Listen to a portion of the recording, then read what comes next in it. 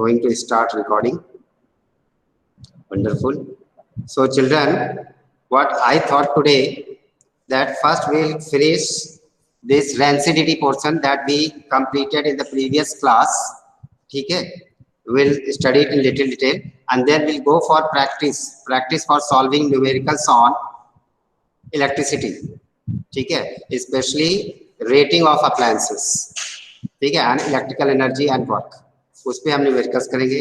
For that I have invited a very experienced guest in your class, Mr. Pankaj Singh Sikarwar. He will teach you today how to solve numericals based on electricity. Okay, so first, very soon in the quick revision we'll just complete rancidity and then I'll invite Pankaj. Okay. Okay, sir. खुश हो गए बच्चे. All right, children. So, what is rancidity? Rancidity is the process of spoilage of food items containing fats and oils. जब भी fats and oil containing food items होते हैं, after some time they start producing foul smell. They start producing bad taste. ठीक है? So this phenomenon of spoilage of food items containing fats and oils, as a result of which they start producing foul smell and bad taste, is known as rancidity. Rancidity is also a redox process. Redox process means reduction and oxidation both are taking place in this process. In this process, fats are oxidized whereas oxygen is getting reduced. All right. So, what are the methods of prevention of rancid? You can see here the pictures of two food items which got rancid. ठीक है, bread है, देखिए bread में कैसा हो गया, ये खराब हो गया एकदम से. ठीक है. Here you can see the methods of prevention of rancidity. Following methods are employed to prevent rancidity of food materials. कौन कौन से तरीके हैं, कौन कौन से methods हैं जिससे हम खाने को बचा सकते हैं कि खाना खराब ना हो, उसका ऑक्सीडेशन ना हो. अच्छा, खाना खराब ना हो, रेंसिडिटी उसकी ना हो, क्या सबसे इंपॉर्टेंट चीज क्या है? To block the supply of oxygen. Oxygen की सप्लाई अगर ब्लॉक हो गई तो क्या होगा? ऑक्सीडेशन नहीं होगा. ऑक्सीडेशन नहीं होगा तो फूड आइटम्स स्पॉइलर से बच जाएगा. तो हमको वही मेथड अप्लाई करना है जिसकी वजह से ऑक्सीजन ब्लॉक हो सके.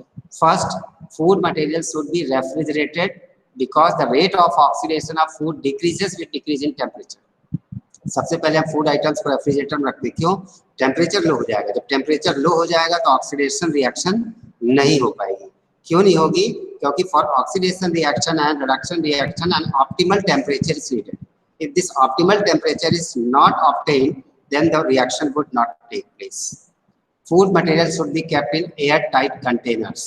जब हम फूड मटेरियल्स को एयर टाइट कंटेनर्स में रखते हैं और उसको फुल पैक कर देते हैं लिक्विड या किसी भी चीज से, तो क्या होगा? ऑक्सीजन के लिए वहां पे स्पेस नहीं होगा. So oxygen will not be available with food materials to react with, as a result of which oxidation do not take place and the food is prevented from spoilage. Some chemical substances are also added or mixed with some food items to prevent oxidation. These materials are known as antioxidant, just like sodium benzoate. So sodium benzoate is one of the antioxidant material which is added in different types of food materials to prevent its rancidity.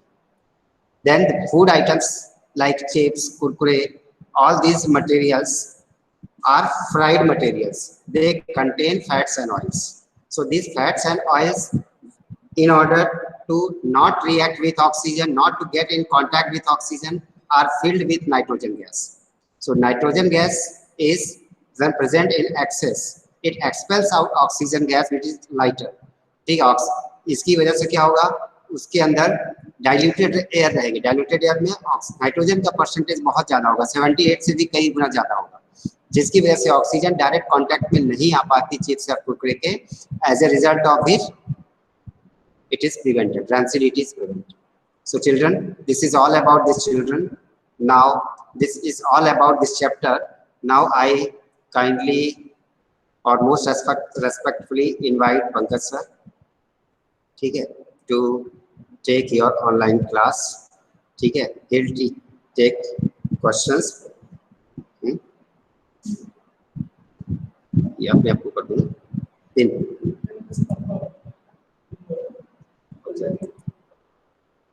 ये कर देता हूँ stop, अपने आप को pin कर लूँ। Yes बेटा। सर एक जनरल सा डाउट था। हाँ बोलो। सर जो फ्रिज होता है सर, उसमें जब हम फ्रिज का दरवाजा खोलते हैं तो वो गैस जो निकलती है सर, वो क्या होती है? फ्रिज में अमोनिया। एक्चुअली जो कूलिंग के लिए जो गैस यूज होती है वो अमोनिया गैस होती है, ठीक है। नहीं और सर, उसके वो तो ठीक है। कंप्रेशर के पीछे से जो गैस निकलती है, अमोनिया बाहर नहीं निकलती है। जब आप फ्रिज खोलते हो तो एक्चुअली वो वेपर्स निकलते हैं, वो कोई गैस नहीं निकलती है, एक्चुअली दे आर वेपर्स, ठीक है ना। कंडेंस वेपर्स निकलते, जो एयर थी वो एयर जो उसके अंदर थी वो एयर कैसी होने लगी, वो लिक्विफाई होने लगी, ठीक है। वो गैस जो है लो टेम्परेचर पे एयर जो है वो लिक्विफाई होके वेपर्स में कन्वर्ट होती है, वाटर वेपर्स, वो वाटर वेपर ही बाहर निकलता है, ठीक। जो उसका कंप्रेसर है, कंप्रेसर के पीछे से जो गैस निकलती है वो क्लोरोफ्लोरोकार्बन गैस है, ठीक है। Yes sir. Yes got, okay sir.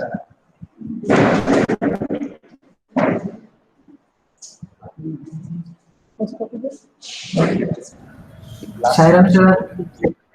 Sairam sir. Sairam sir. Sairam sir. Sairam Sairam. कैसे हैं बच्चा लोग? अच्छे हैं सर। सर बढ़िया।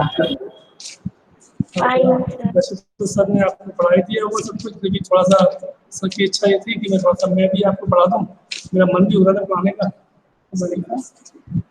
तो शुरुआत करते हैं। खास तौर पर हम लोग को न्यूमेरिकल्स के बारे में सर ने कहा था कि थोड़ा सा मैं आप लोगों की क्लास ले लूँ ना, स्पेशली फॉर न्यूमेरिकल्स। तो न्यूमेरिकल्स आप मुझे बताओगे कि मैं आपको बताऊं? दोनों। अच्छा मैं बताऊं, ओके फिर ठीक।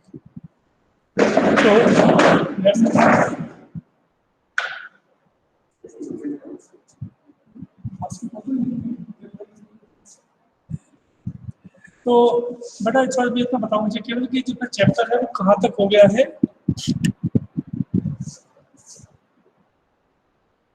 कोई भी एक बच्चा, ओम्स लॉ पूरा हो गया ना? Yes sir. इलेक्ट्रिक पावर है ना, ये सब हो गया? Yes sir. ओके, तो आज हम लोग इलेक्ट्रिक पावर से जुड़े हुए क्वेश्चन करें या कोई और करना है अपने को? चलिए, तो बेटा क्वेश्चन जब भी हम करते हैं तो हमें थोड़ा सा ध्यान रखना पड़ता है कि हम उस क्वेश्चन को कैसे करेंगे, ठीक है।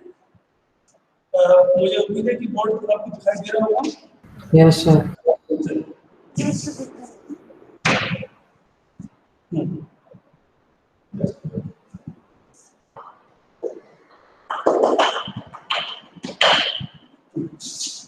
Okay, so the first question is an electric bulb. An electric bulb is rated 200 volt, 100 watt. ये लिखा है इसमें। An electric bulb is rated 200 volt, dash 100 watt. What is its resistance? यानी कि वो पूछ रहा है आपसे कि इसका रेजिस्टेंस कितना है। 5 such bulbs burn for 4 hours. अब वो ये भी पूछ रहा है ऐसे 5 bulbs, number of bulb,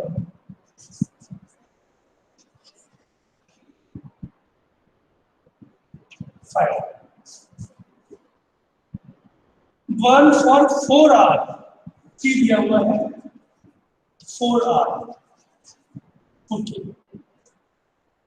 So, what is the electrical energy consumed? तो इसमें से कुल कितनी एनर्जी कंज्यूम हुई है ये बताना है, और साथ साथ में ये भी बताना what will be the cost of that if the rate is 50 पैसा per unit.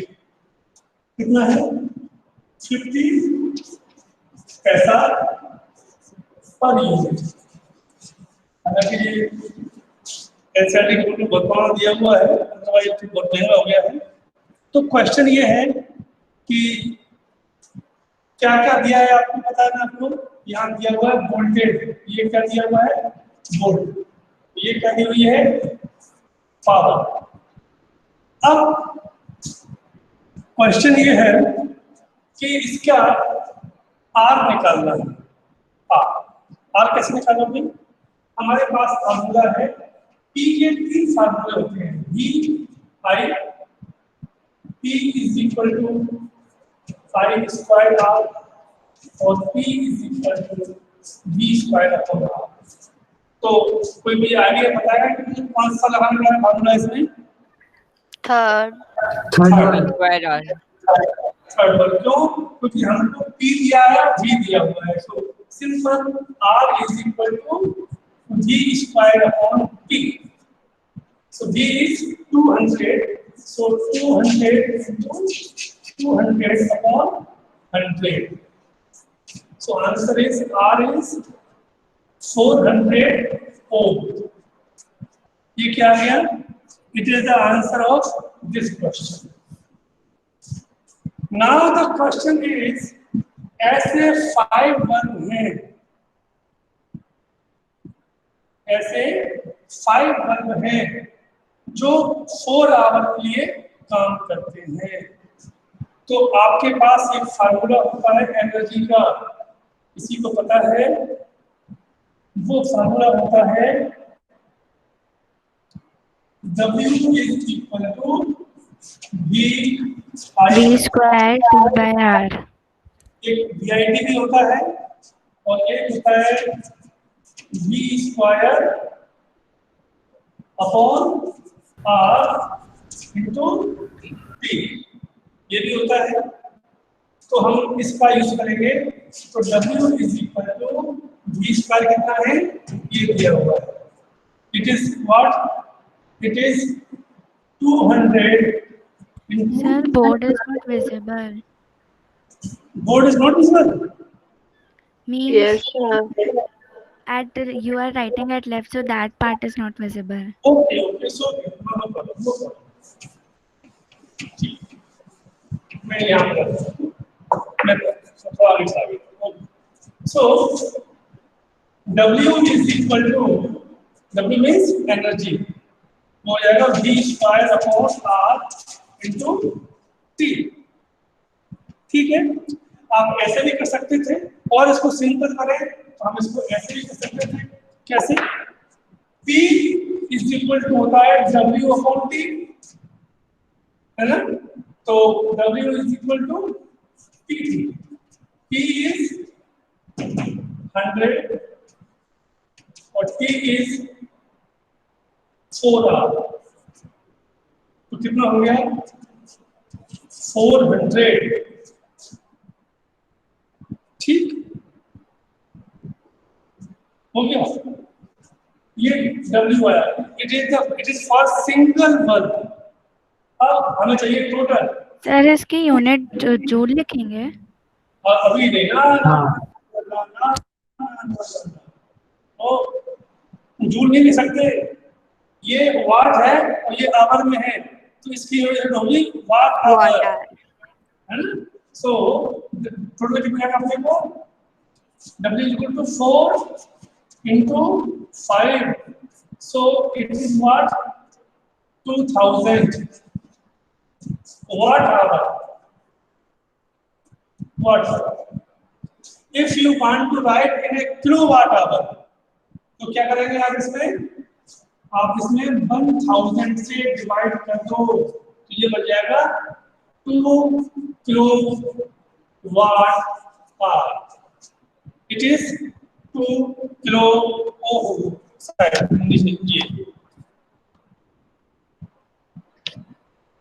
Kilo watt hour. ठीक है, कितना आ गया? 2 kilo watt hour. Sir, into 5 क्यों किया लास्ट में? बेटा 5 इसलिए कि 5 बल्ब का। बल्ब कितने हैं आपके? 5 बल्ब कितने हैं? 5। तो कितना आ गया ये? 2 किलो वाट आवर। अब ये एनर्जी आई है बच्चों, ध्यान देना, 1 किलोवाट आवर का मतलब होता है 1 यूनिट। कितना होता है? 1 यूनिट। तो ये कितना है? 2 kilowatt our. It is 2 units. तो 1 unit is of ₹50, so 2 unit is ₹1 rupee. 1 rupee. यानी केवल 1 रुपए में आपको ये इसमें खर्चा कितना आएगा? 1 रुपये खर्चा आएगा। ठीक है, okay.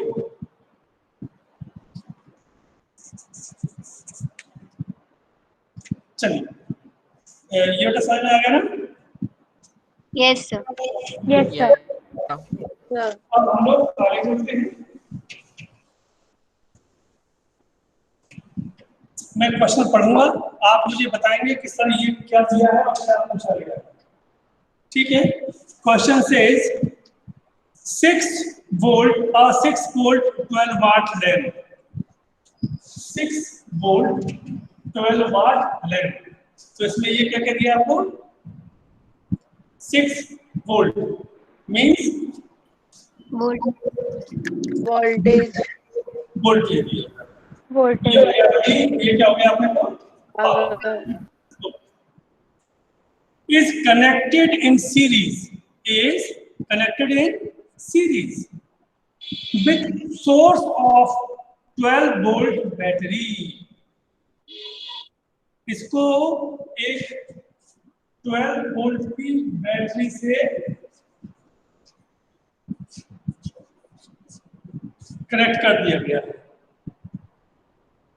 Calculate the value of the resistance for the lamp and what is the current flowing through the circuit। दो क्वेश्चन पूछा गया आपसे। वो पहला क्वेश्चन उसका ये है कि रेजिस्टेंस कितना होगा, और दूसरा पूछा आपसे वो करंट कितना पास होगा।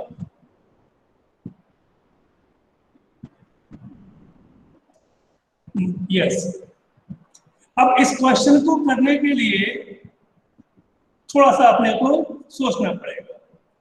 कैसे सोचेंगे?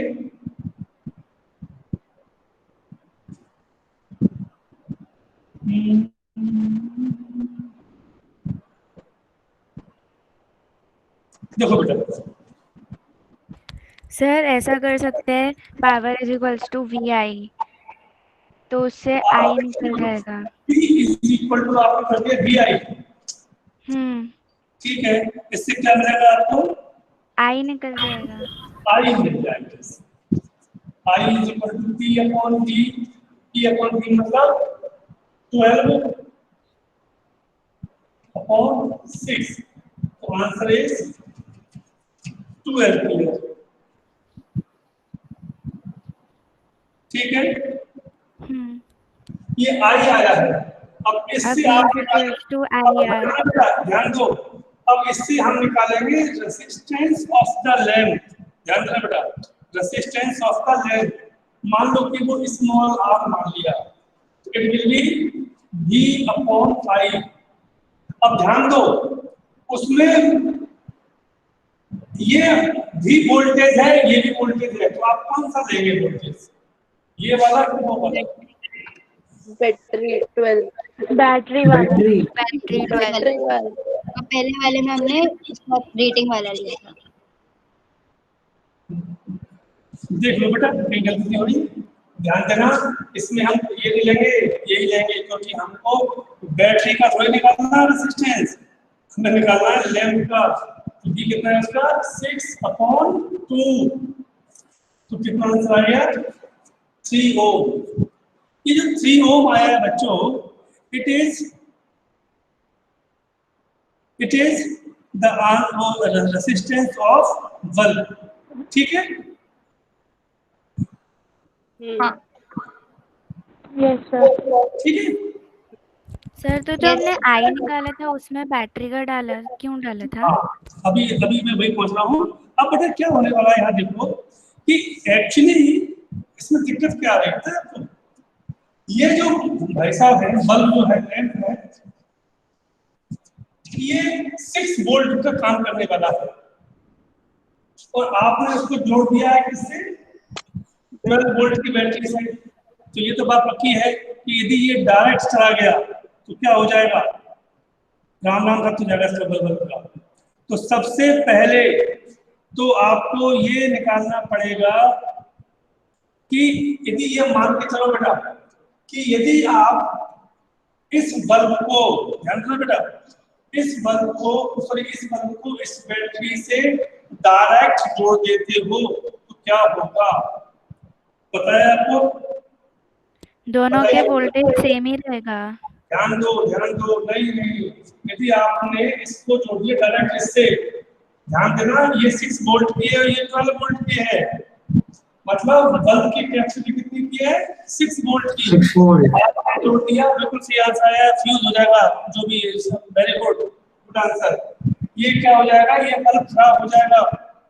क्यों होगा फिर समझिएगा, क्योंकि इस बल्ब की जो हैसियत मालूम कितनी है कि ये केवल अपने अंदर से 2 ओम रेजिस्टेंस को ही पास होने देगा, ठीक है ना?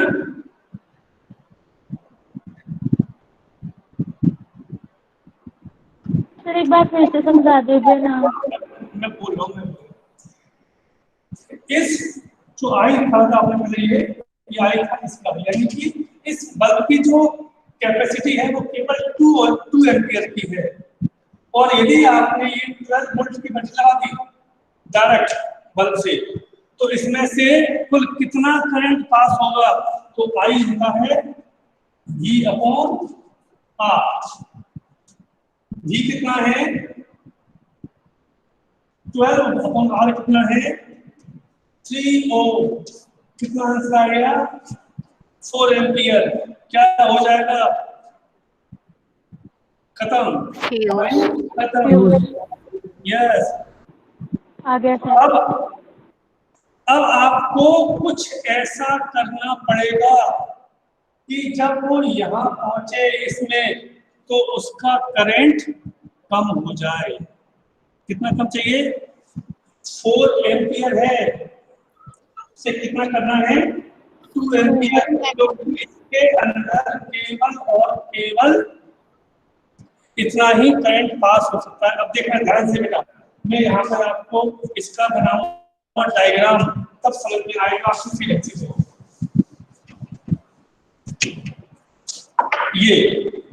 ये बैटरी, ये बस ये बैटरी है 12 वोल्ट की, ध्यान देना,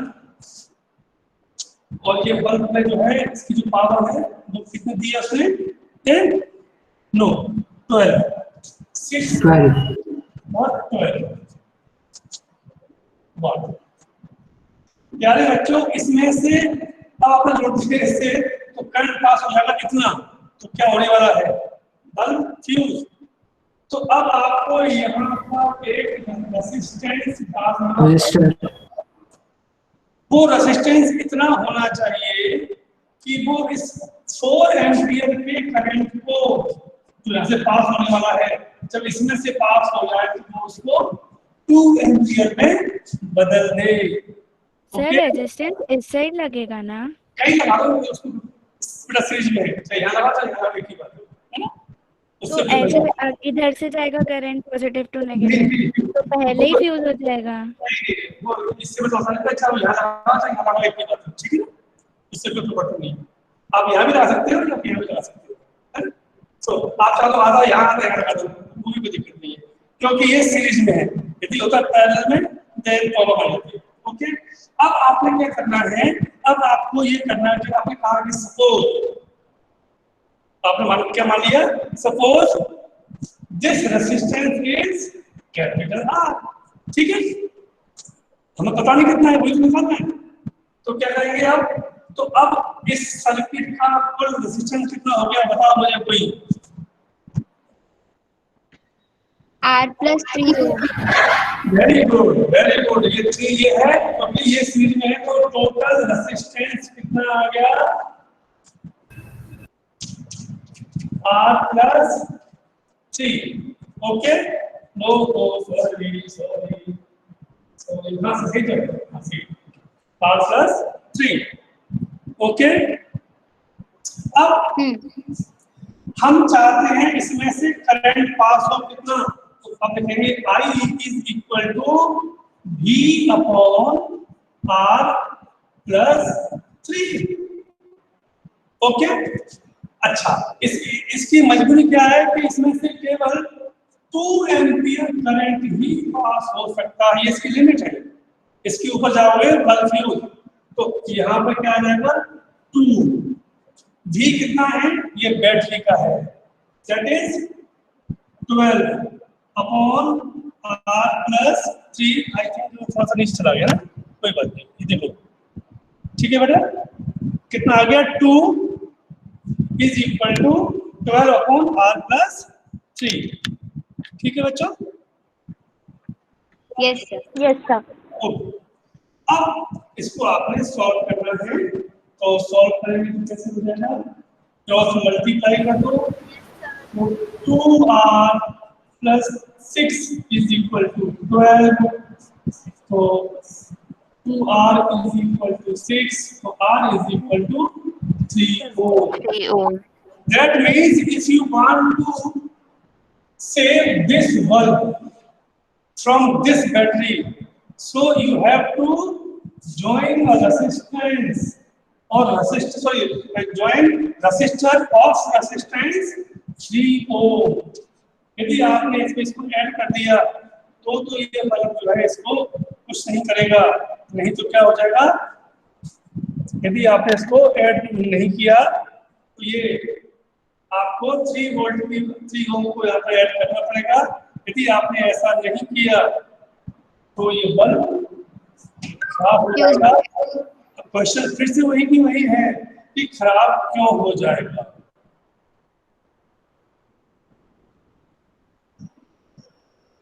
बच्चों एक बात ध्यान देना, आप सभी लोगों ने अपने घर में बल्ब देखे होंगे, हालांकि अब तो धीमे धीमे बल्ब खत्म हो रहे हैं, फिर भी कहीं कहीं आपको बल्ब दिखते होंगे, उसमें लिखा होता है कि this bulb of 100 watt for 220 volt